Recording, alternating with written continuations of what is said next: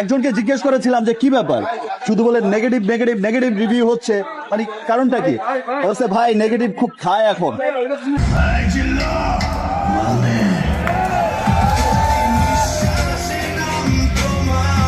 এরিয়ার আসসালামু আলাইকুম, কি অবস্থা সবার, কেমন আছেন আপনারা? বরবাদ মুভি এবং রকস্টার মুভি নিয়ে মুখ খুলেছে মেগাস্টার শাকিব খান। তিনি মিডিয়ার সামনে এসে কোন মুভিকে এগিয়ে রেখেছেন সেটা লাইভ প্রুফ আজকের এই ভিডিওতে দেখতে পারবেন। অবশ্যই চ্যানেলে নতুন হয়ে থাকলে কষ্ট করে চ্যানেলটি সাবস্ক্রাইব করেন।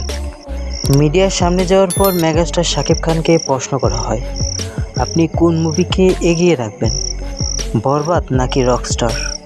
উত্তরে মেগাস্টার শাকিব খান বলে, রকস্টার মুভি একদম অন্য লেভেলের। আপনি যদি রকস্টার মুভি দেখেন তাহলে লাস্টের সিন দেখে আপনাকে কাঁদতেই হবে।